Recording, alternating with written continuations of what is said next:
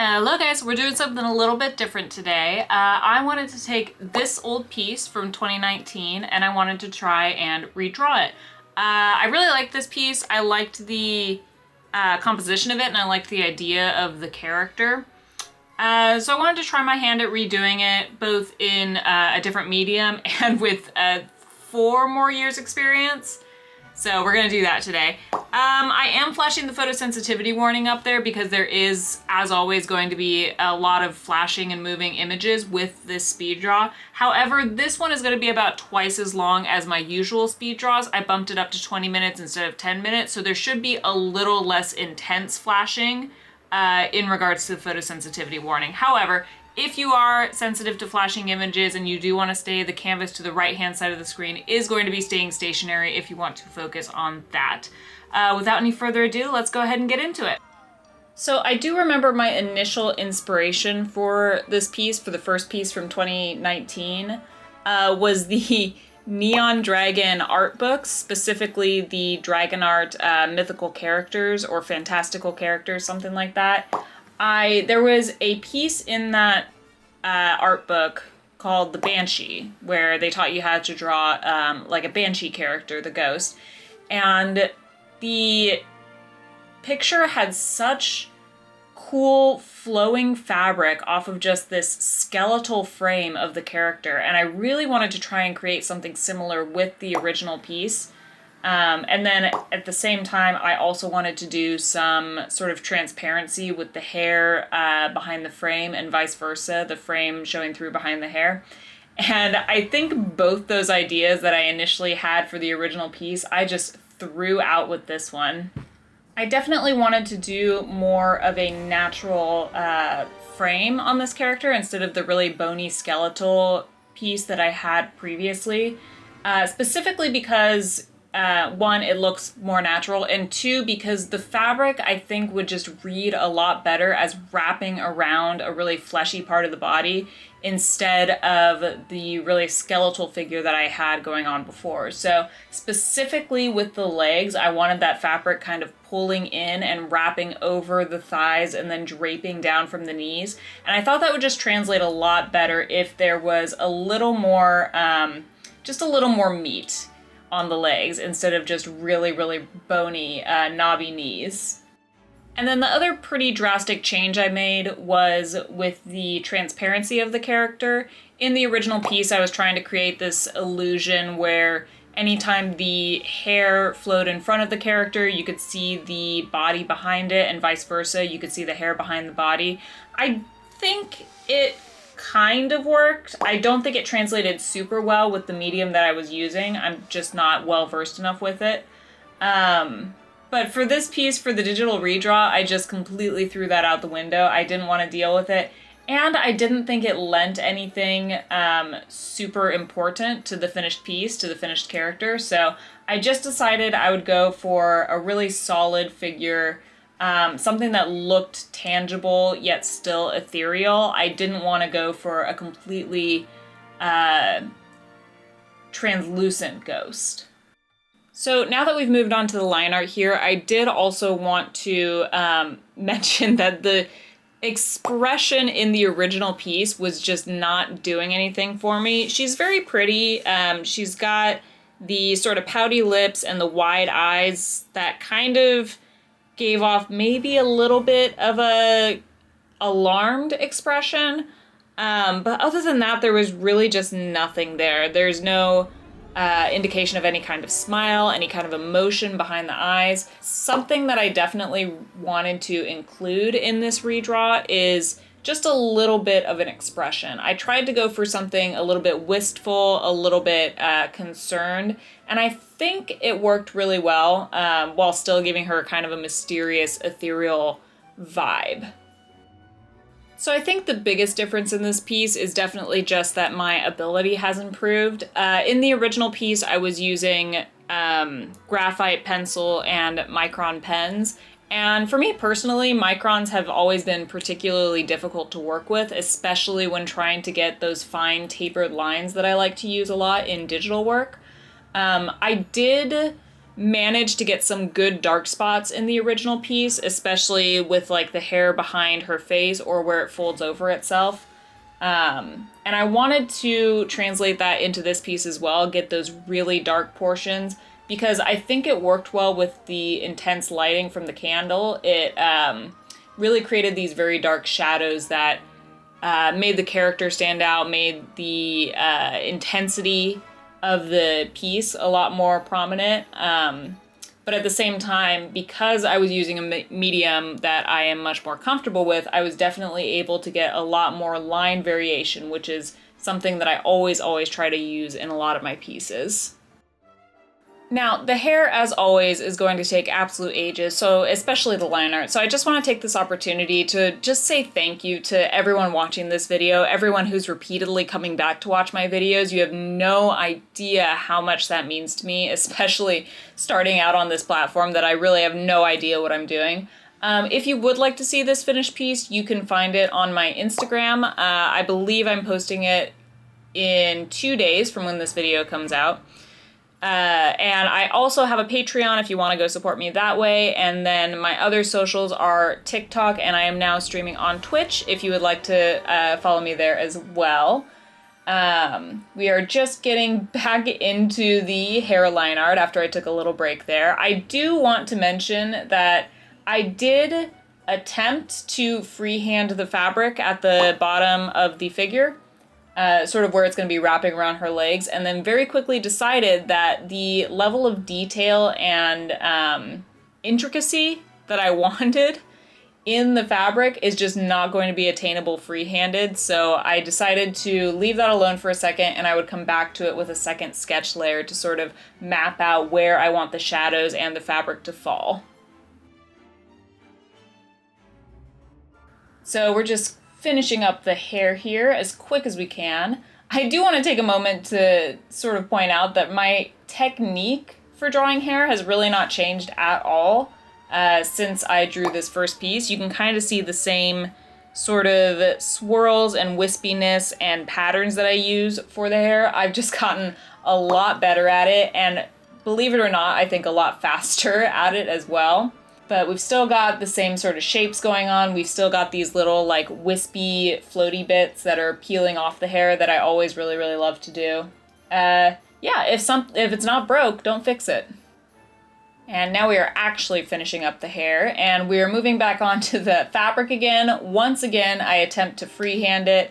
I know it's not going to work for me, so I very quickly went and looked up a couple references to just sort of refresh my memory on how fabric is supposed to look, and then I'm going in with a second sketch layer there and just sort of outlining very messily where I think the fabric should be, where it's sort of pulling and draping and folding in on itself. And this was incredibly useful. I highly recommend doing this anytime you need to draw some really drapey, really foldy sort of fabric. This sort of like Michelangelo looking folds in here. I actually really liked how this looked with just the sketch, but I did need to go in and brave the line art eventually, and that is what I'm doing here. It did take a minute for me to actually figure out how to translate these sketches into line art, but I think I eventually got it. It's not the most realistic fabric out there. It's definitely a little bit of suspension of disbelief in as far as it's not super clear where exactly one fold begins and the other one ends, but it is believable enough that you can tell that this is supposed to be fabric and it is supposed to be draping around the leg, and you can tell which direction it's going, you can tell where it's tight and where it's more free-flowing.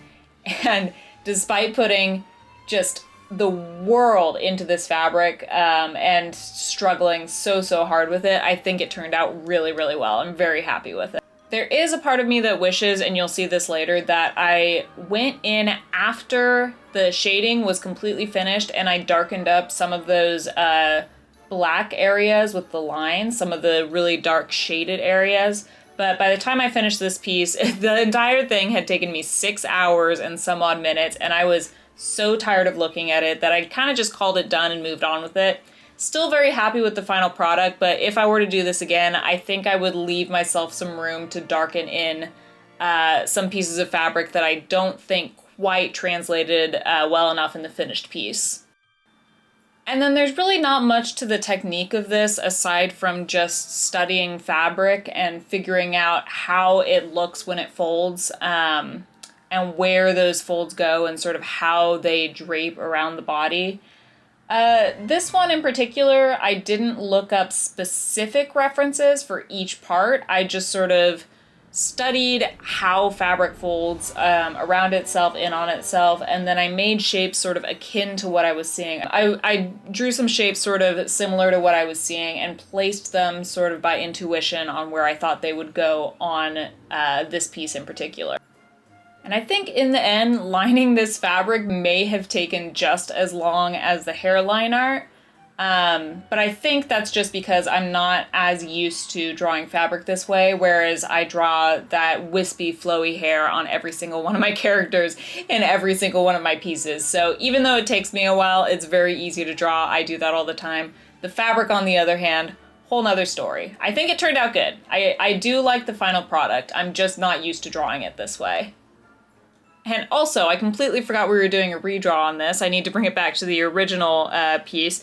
I was so thrilled with how this fabric turned out in comparison to the original piece. There's just not enough movement, especially showing like where her legs are underneath the fabric and then where it would be draping off the knees. I think I really nailed it comparatively to the original. Just fixing up a few more lines here. Adding some bits, just sort of by intuition where I think things should go. The torso I thought was just looking a little bit plain. Fixing up the eyes here. They were looking a little too droopy, a little too fluffy with the eyelashes, so I just decided to redraw them a little simpler. And again, the torso was looking really plain in comparison to all the fabric on the lower half. So I just drew in there a little bit of definition of the breasts, and I wanted to bring the fabric up a little bit as well, but I decided not to do that with the line art and just to accomplish that with the shading, and I think it paid off. All right, we are finally done with the line art. We're going into the color blocking here. What I really wanted to do with the color blocking, because the original piece, the only colors in it were the red and blue, just because that's the colors I was working with at the time. I didn't have anything else to work with. Because the only colors in the original piece are red and blue, I wanted to keep the themes of this piece in that same color scheme. So we've got blue hair, the red candle, and then I chose purple and pink for the body and the dress, because of course purple and pink are going to be combinations of red and blue. So after I have all the colors blocked in, I do go in and tweak them just a little bit to sort of get them working with each other, get them looking a little bit more cohesive.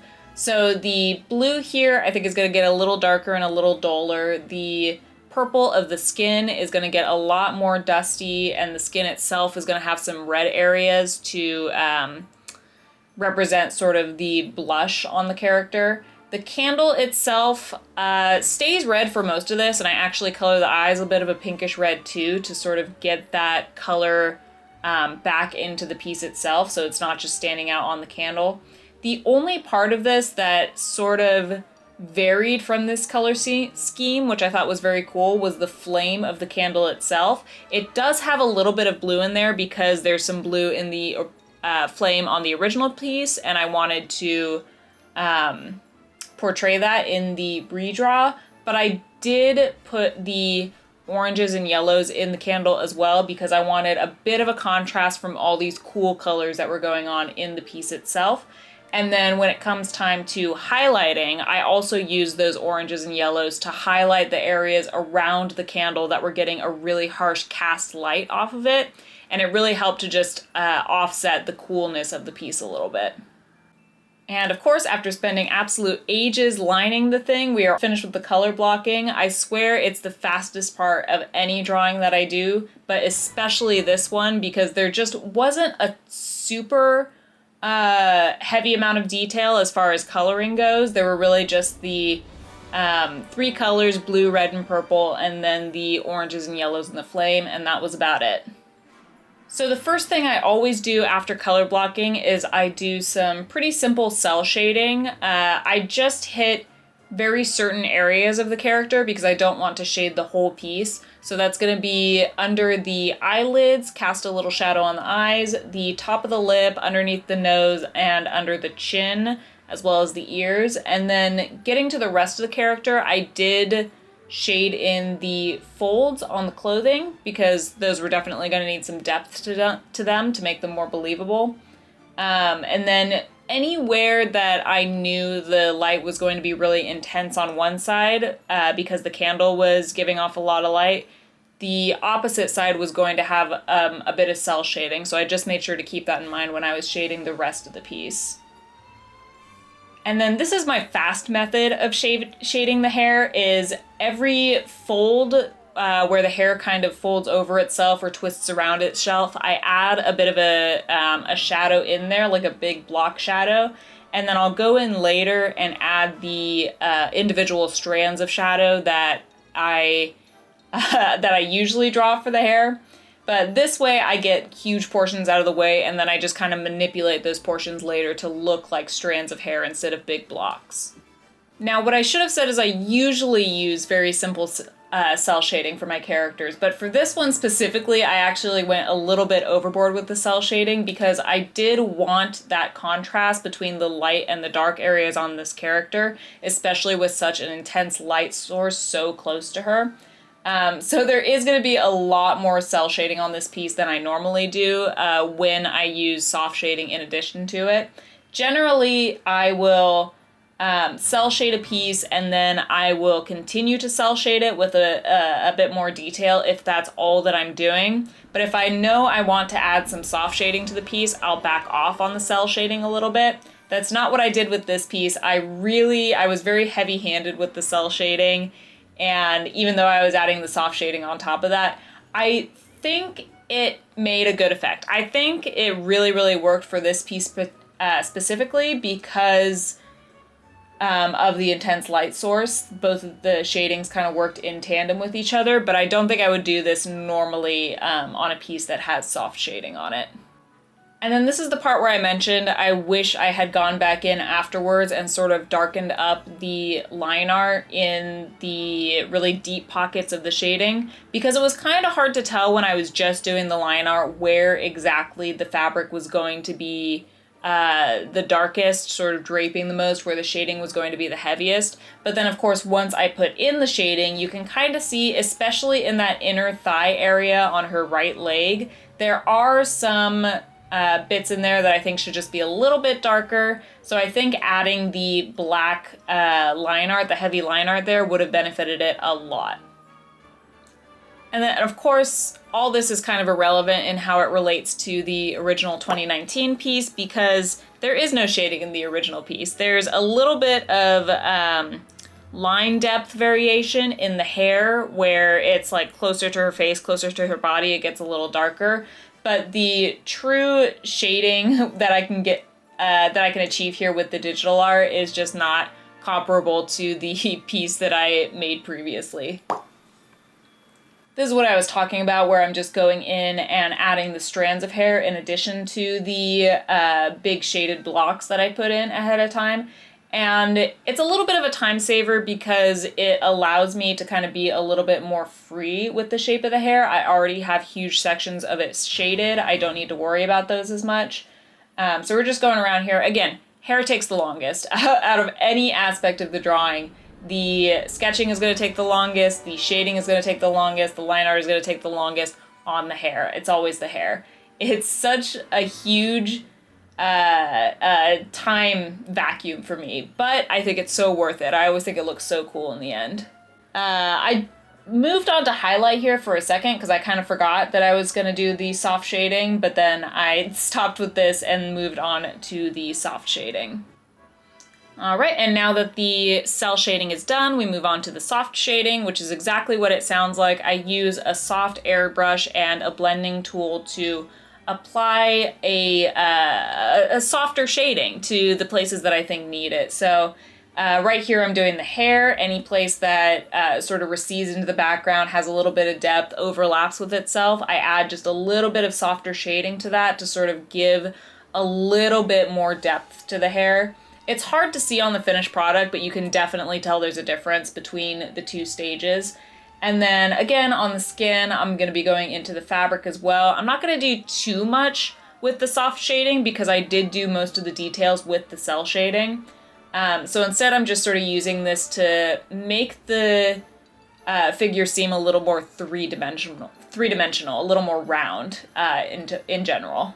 And the soft shading is pretty uneventful. I'm just going in and deepening the areas that I think need to be a little bit darker. But after the soft shading, we're going to go back into the highlighting. And what I do with that is I start out with the, I guess cell highlighting is the only way that I can really describe it, where it is that really harsh edged highlighting. I'll go in with the hair and do these little H forms, which is, again, going to take the longest because it is hair. But anywhere that I feel the light is hitting really intensely, so like at the top of the hand there, which is going to be closest to the light source, that's going to get the most highlighting. And I'm going to go in with a second highlight as well that is yellow tinted to produce that cast light coming off of the candle.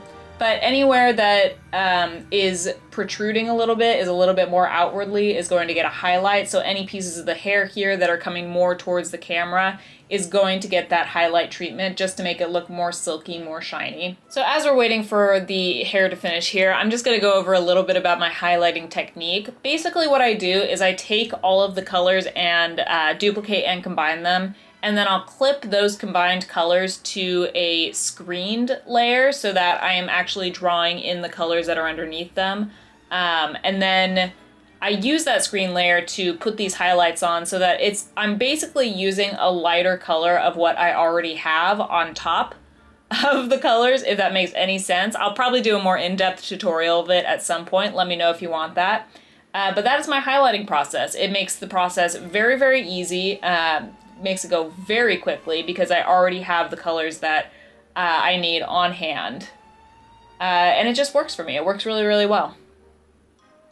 Alrighty, so now that the hair highlights are just about finished, the last thing I do with the solid highlights, the cell highlights, is I just go along anywhere that's opposite from the cell shading, and I just do a tiny, tiny line of highlight across the opposite side of that section to sort of give it a bit more of a 3D effect, a bit more of an illuminated effect. And I'm always looking over, even when I'm zoomed in here, I'm looking over at the thumbnail that I have to the right of me to see how the effect looks on the fuller piece, because a lot of times I'll get too bogged down in the detail, and when I zoom out it looks wild on the full piece. And then my final step here is I'm taking another highlight layer and I'm using a gold orange tone to just add some rim lighting along anywhere that the candle would be casting a really intense light to sort of reflect that light and to add a little bit of contrast into the piece, because of course the orange and yellows are on the opposite side of the color wheel from the blues, purples, and pinks. So it adds a bit of intrigue, it adds a focal point to your piece. And then this is the last thing I do for any of my pieces that don't have a detailed background on them, is I will just do a nice thick outline around the whole character. Not so thick that it's going to be the first thing you notice, but distinct enough that it is distinguishable from the normal outlines, from the normal line art on the piece. I was drawing on the wrong layer there, so I had to back up a little bit. But I just think it sort of frames the piece for you. It makes it stand out against the background in a way that is really aesthetically pleasing. But just finishing up the little black line here, and then I'm gonna do the sort of sticker aesthetic background where I just take a section around the entire piece and make it slightly lighter than the background so it stands out a little bit more. There we are. And that is it. Alrighty, that is the redraw from my 2019 Banshee piece. You can find the full piece on my Instagram. I'm going to be posting it in 2 days from when this video comes out. If you would like to follow me on my other socials, I am on TikTok and Twitch, now streaming, and I am also on Patreon if you would like to support me that way. Make sure you subscribe to this channel so you can find your way back here for more of these videos, and have a wonderful rest of your day. Bye!